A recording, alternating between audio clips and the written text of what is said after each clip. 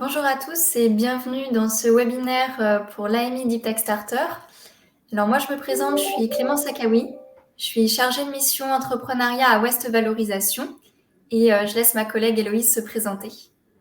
Bonjour à tous, moi je m'appelle Héloïse Denis-Péchard, je travaille à Atlampol, qui est l'incubateur régional des Pays de la Loire, et je travaille sur la sensibilisation à l'entrepreneuriat et la détection de projets de création d'entreprises innovantes. Merci Héloïse. Donc pour cette petite présentation là ce midi, ça va durer une petite demi-heure. On va d'abord vous faire un quart d'heure pour vraiment vous présenter l'AMI, un peu les détails techniques. Et puis après, on aura un quart d'heure pour faire un échange de questions-réponses. Donc vous avez en bas un onglet chat et un onglet questions. Si vous avez des questions pendant la présentation ou même pendant la partie questions-réponses, vous pouvez les poser là. Et puis nous, on y répondra à ce moment-là. Voilà. Et cette présentation est enregistrée et vous recevrez également le PDF à la fin de la présentation. Et puis je pense qu'on pourra vous transmettre nos coordonnées si vous avez la moindre question complémentaire qui n'aurait pas été traitée aujourd'hui, surtout, n'hésitez pas à nous recontacter par la suite. Est-ce que tout le monde nous entend déjà correctement? Il n'y a pas de problématique de son ou d'image? Ça fonctionne pour tout le monde? Si j'ai pas de retour, c'est que ça fonctionne. A priori, rien dans le chat. Donc j'y vais. Merci Clémence. Alors, l'AMI Deep Tech Starter, aujourd'hui nous allons vous présenter de quoi il en retourne, quels sont les contextes, pourquoi est-ce qu'il existe, quels sont les projets éligibles, ce qu'on va pouvoir vous proposer une fois que vous serez élu, et puis ce qui se passe par la suite une fois l'AMI Deep Tech Starter terminée. C'est pas la fin, ce n'est qu'un début, et donc on pourra vous présenter ce qui existe dans la suite. Clémence, je te laisse bouger les slides du coup.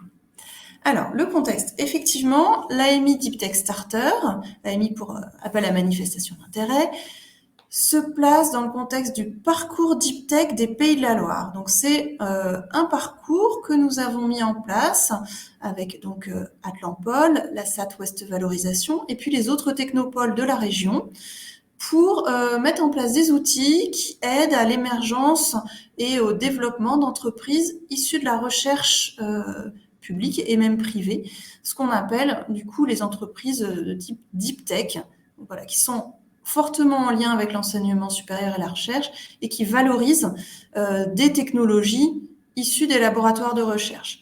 Donc, différentes actions ont été mises en place. C'est un parcours, un programme qui a débuté il y a 2 ans, qui était financé et sollicité par BPI France.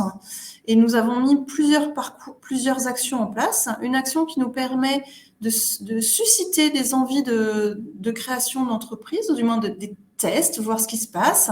C'est l'AMI Deep Tech Starter sur lequel on en est aujourd'hui. On a également des outils de maturation, notamment pour aider à compléter les équipes dirigeantes, des outils d'incubation qui existaient déjà au préalable, et puis des outils d'accélération des entreprises deep tech existantes, mais qui ont besoin d'aller avoir un nouveau coup de boost pour aller encore plus loin et encore plus fort. Donc, si on se recentre sur l'AMI Deep Tech Starter, ce qui nous préoccupe aujourd'hui, l'idée, c'est vraiment d'aller voir s'il y a une opportunité entrepreneuriale sur les inventions, les innovations des chercheurs, donc vos inventions, vos innovations. On va être dans une démarche de sensibilisation à l'entrepreneuriat en vous aidant dans votre réflexion de valorisation, mais l'idée n'est pas de vous faire signer sur un projet de création de start-up, vraiment d'aller expérimenter et de vous sensibiliser. Donc, on vous sensibilise à la démarche entrepreneuriale, comment est-ce que ça se gère, quelles sont les différences avec une démarche de recherche, et puis également à la protection intellectuelle, voilà, qui est un sujet qu'il faut bien prendre en compte.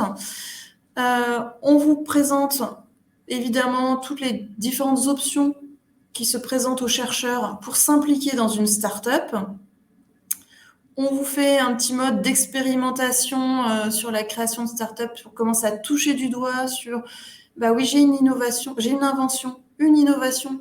Comment est-ce que je peux la transformer en offre? Qui seraient mes clients? Commencer à essayer de tester. Est-ce que ça pourrait être rentable? C'est vraiment voilà, un premier doigt dans le mode création, juste pour tester, pour explorer.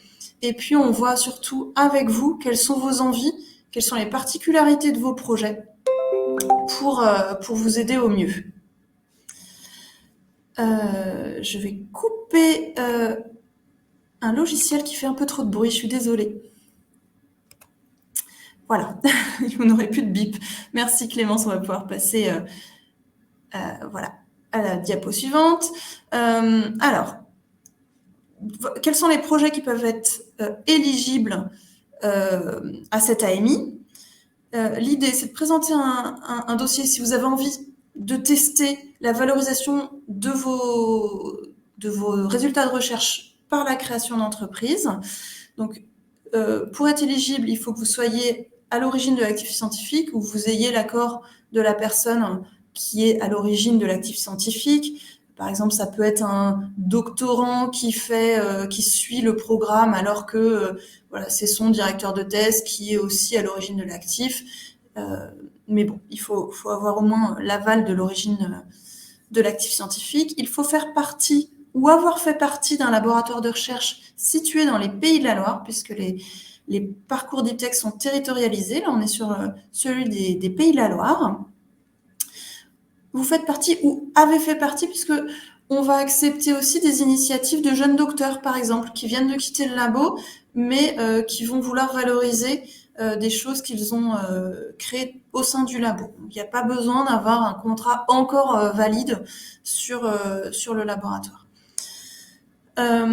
Il faut que l'actif scientifique soit protégé ou qu'il y ait un savoir-faire caractérisé, de façon à ce qu'on puisse faire un transfert de ce savoir-faire, de cet actif, vers une potentielle, éventuelle future entreprise. Il faut que l'innovation, a priori, possède un intérêt économique. Alors, ça reste a priori, puisqu'on va vous aider à vérifier ça. Et surtout que vous ayez l'accord de votre directeur de laboratoire et ou de votre établissement pour vous lancer dans cette démarche d'exploration, de valorisation par la voie de la création d'entreprise. On ne va avoir qu'un seul candidat qui présente... un candidat ne peut présenter qu'une seule candidature. Une seule personne physique peut porter une candidature, mais bien évidemment, s'il y a une équipe projet, on n'a qu'une seule personne qui porte le dossier, mais on pourra avoir plusieurs personnes qui suivent le programme. Clémence, je te laisse la parole. Donc pour la sélection pour cette AMI, en fait, c'est une sélection sur dossier. Donc vous pourrez trouver sur un lien sur Internet le dossier de candidature à télécharger. Il sera complété. Il est relativement simple, donc ça ne devrait pas vous prendre trop de temps. Et là, comme précisé, il faudra qu'il soit signé par le directeur de laboratoire et ou par l'établissement partenaire. Donc, vous pouvez également ajouter à ce dossier de candidature une présentation de votre profil et puis des références de publication si c'est nécessaire. Donc, vous avez jusqu'au 3 mai pour nous envoyer votre dossier de candidature, donc à une adresse mail qui sera précisée plus tard. Et la sélection des lauréats, elle va se faire donc par un comité restreint qui est le comité d'organisation de cette AMI. Et nous sélectionnons environ 6 projets, entre 6 et 8 projets. Donc un peu, qu'est-ce qui va se passer dans cette AMI? Une fois que vous êtes sélectionné, nous, on vous propose un accompagnement tutoré qui va être relativement court, ça va être une 20aine d'heures. Et donc, il y aura donc le 24 mai des conférences. Donc ça va se dérouler à Angers, ça va être toute la journée. On va vous parler de la valorisation de la recherche, de comment un chercheur, un doctorant peut s'impliquer dans un projet entrepreneurial. On va vous expliquer aussi un peu ce qu'est l'innovation et comment fonctionne l'écosystème d'accompagnement et de financement qu'il y a au niveau de la région.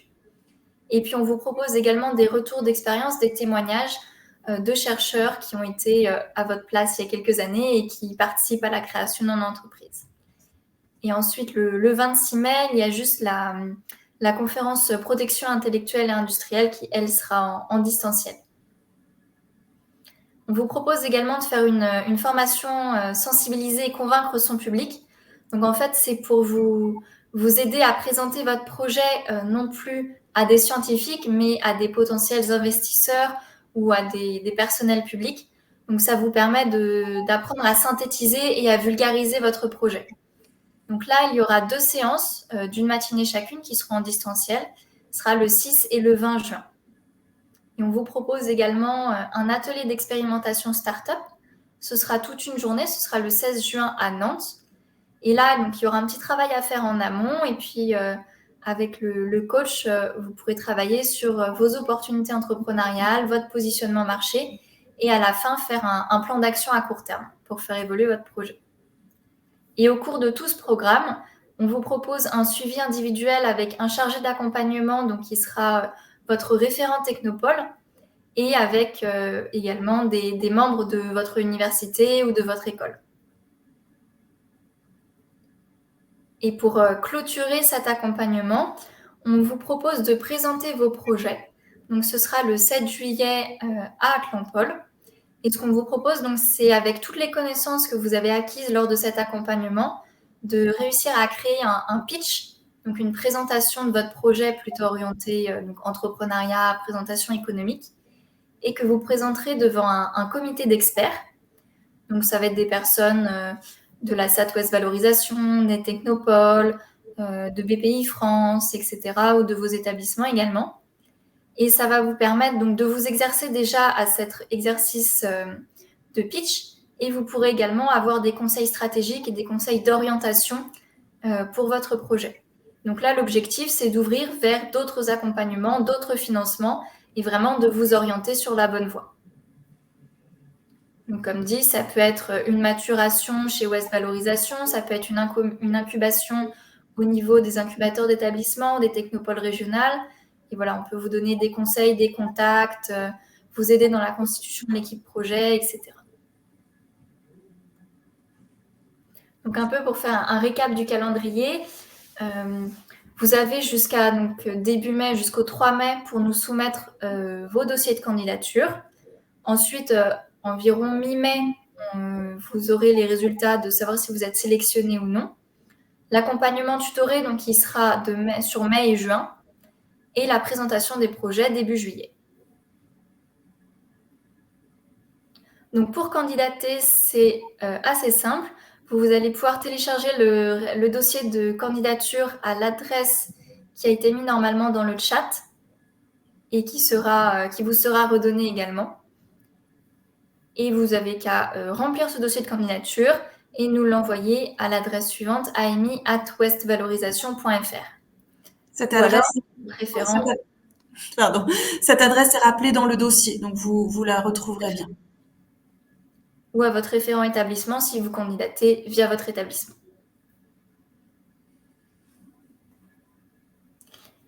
Donc voilà, vous retrouvez ici nos contacts. Et puis n'hésitez pas si vous avez des questions, vraiment n'importe quelle question sur les détails techniques, sur l'accompagnement, sur le dossier de candidature, n'hésitez pas. Vous pouvez les poser dans l'onglet questions. Alors effectivement, dans le chat, déjà, il y avait une question à laquelle j'ai commencé à répondre par écrit, mais ça va être plus simple à l'oral. Donc, on nous a demandé si un postdoc pouvait candidater, un ancien doctorant d'un labo des Pays de la Loire. Bien évidemment, il peut candidater. Là, dans le cas qui nous préoccupe, c'est quelqu'un qui va revenir sur Angers cette année pour 3 ans. Donc, il n'y a aucun problème. Ça lui permettra, donc je crois qu'il va travailler sur un projet européen. Ça peut permettre à cette personne effectivement de se sensibiliser à l'entrepreneuriat et puis d'avoir les premières clés pour envisager la valorisation des résultats de ce projet européen, par exemple. Donc, il n'y a pas de problème. Ça peut être un des membres de l'équipe qui porte le dossier. Et puis après, même si vous voulez venir à deux sur le programme et le parcours tutoré, ce n'est pas un souci du tout non plus. Il n'y a pas de problème. Donc, n'hésitez pas.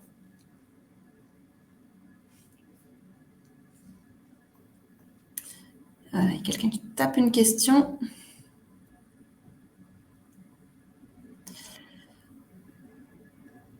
Alors, les ingénieurs hospitaliers sont-ils également éligibles? Oui. Clémence, je crois qu'il n'y a, Oui, pas oui, de oui. souci. Tant qu'il y Oui, mais a, en fait, ce qui nous importe, c'est qu'il y ait une validation par un supérieur, entre guillemets. Donc, ça peut être le directeur du service ou le chef de service, valider que la démarche soit est bien. concerté avec l'employeur, en fait. Voilà. Mais il y a pas de problème. Clémence, est-ce que toutes les questions sont posées dans le chat ou il y a 2 volets? Je ne sais pas, je n'en vois qu'un, donc je te laisse voir. Ouais, non, il n'y a personne pour l'instant. On a posé 2 questions dans l'onglet questions. Alors, la question qui porte le directeur de labo ou l'université. Alors, le dossier est porté par le chercheur qui souhaite, qui est à l'origine de l'actif, normalement, qui porte le projet. Et le dossier doit être validé par le directeur de labo.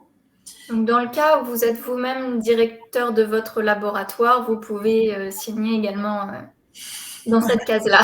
Et puis effectivement, alors par rapport aux tutelles, l'université par exemple, euh, je ne sais pas si je crois que vous êtes sur Angers, la personne qui pose cette question. Je ne crois pas qu'il y ait eu de demande de la part de l'université d'Angers pour valider les démarches. Donc le directeur de labo suffira. Après, voilà, on vous incitera à discuter avec vos tutelles, bien évidemment, mais pas pour constituer le dossier. Voilà, effectivement, c'est plus simple. Il y a une question dans l'onglet questions. Quel niveau d'avancée du projet est demandé pour pouvoir candidater? Donc là, je pense que tout le monde voit la question. En fait, on va sélectionner vraiment des projets qui peuvent être très amont. Donc, tant qu'on a une piste pour un dépôt de propriété intellectuelle, un savoir-faire qui est caractérisé, comme on le disait, on va pouvoir étudier le projet. Ou plus mature, hein. On Oui. est là vraiment pour susciter l'envie, sensibiliser et que vous puissiez toucher du doigt ce que c'est que de créer une entreprise innovante. Donc, on ne se met pas de barrière et on ne vous met pas de barrière pour la candidature. Après, c'est un petit accompagnement d'une 20aine d'heures. C'est pas hyper engageant. Et après, en fonction de l'état de maturité du projet, l'idée, c'est de pouvoir vous orienter vers l'accompagnement, le programme, la structure qui correspondra au mieux. Et puis en fonction de vos envies, bien évidemment aussi. Je crois qu'il y a une deuxième question, Clémence. Alors, dans l'onglet Ah oui, questions, non. Il y avait deux notifications, mais c'est parce que tu y as répondu. ah oui, donc on a une question, l'accès au dossier. Donc dans le chat, on vous a mis un lien qui est vers une actualité sur le site de West Valorisation. Et c'est là, sur ce site-là, que vous allez pouvoir télécharger le dossier de candidature. Il faut remonter un petit peu dans le chat. Voilà. Et puis, Clémence, je te propose qu'on envoie ce lien à tous les Oui, tout à fait. participants de... À la fin du webinaire, moi, je renverrai un mail à toutes les personnes avec le lien, dossier de candidature, etc.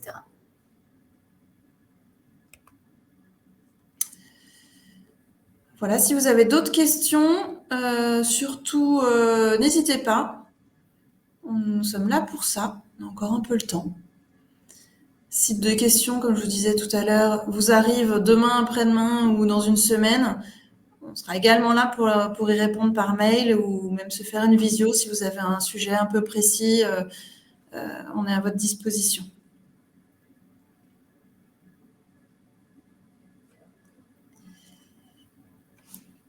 J'ai l'impression que ça se tasse un peu sur les questions. Oui, je pense qu'on a dû répondre à la plupart. N'hésitez pas s'il y a une dernière question.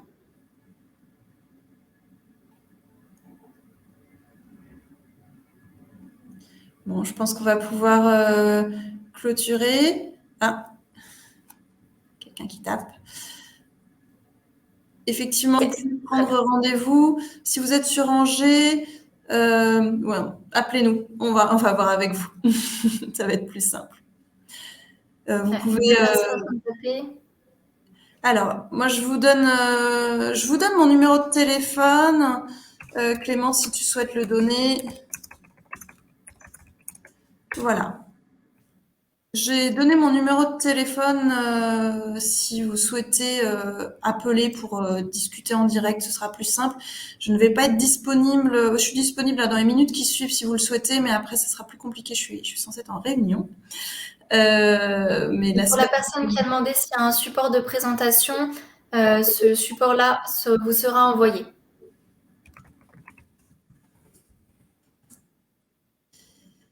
Le support, le lien, nos adresses mail, n'hésitez pas. Merci beaucoup à tous. Merci beaucoup de votre participation. Et puis on espère recevoir vos dossiers de candidature prochainement. Merci, excellente journée à tous. Au revoir. Au revoir.